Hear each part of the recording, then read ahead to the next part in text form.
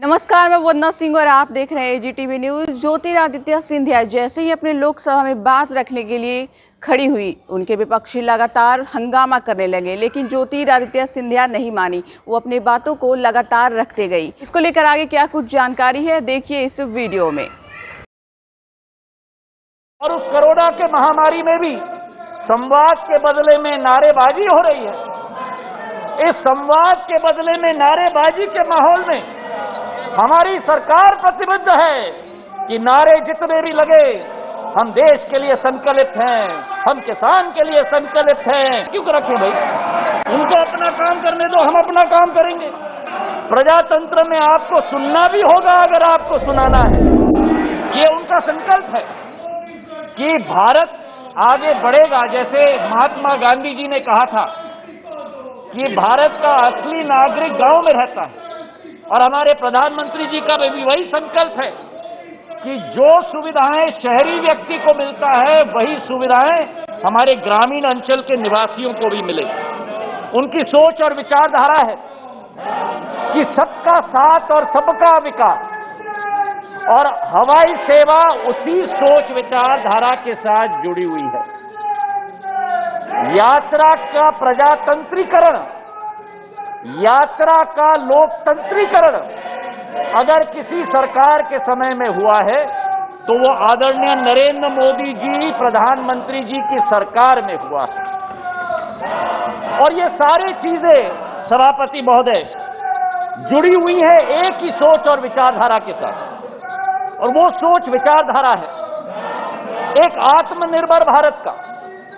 भारत सक्षम बने तो भारतीयों के लिए बने, और जब भारत भारतीयों के लिए सक्षम बनेगा, जब भारत आत्मनिर्भर बनेगा, तो विश्व पटल पर उभरने की पूरी क्षमता हमारा भारत सदैव रखेगा।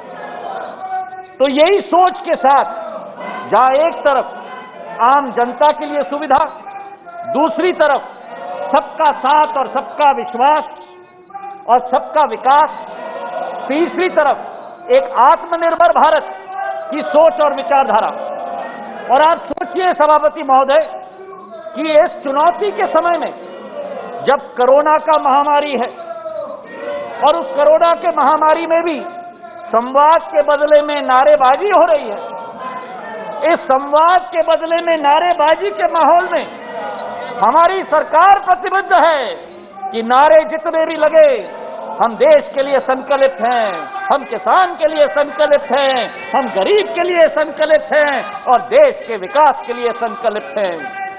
और इस वातावरण में कोरोना का वातावरण लेकिन संवाद नहीं चाहते, कोरोना का वातावरण लेकिन चर्चा नहीं चाहते। कोरोना का वातावरण हमारे प्रधानमंत्री और हमारे सरकार ने निश्चय लिया है कि चुनौती को भी हम अवसर में बदलेंगे, और गरीबों और किसानों और आम जनता तक हम हर सुविधा पहुंचाने के लिए कोशिश करेंगे। जहां एक तरफ एयरपोर्ट्स अथॉरिटी ऑफ इंडिया, भारतीय विमानतरण प्राधिकरण के द्वारा एक नया महत्व दिया जाएगा छोटे छोटे शहरों के लिए।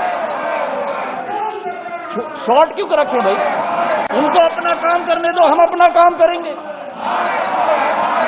पूरे देश को सुनना चाहिए कि प्रधानमंत्री जी के नेतृत्व में क्या किया जा रहा है, और पूरे देश को इनका व्यवहार भी सुनना चाहिए कि जहां आम आदमी के लिए कार्य किया जा रहा है, ये क्या कर रहे हैं।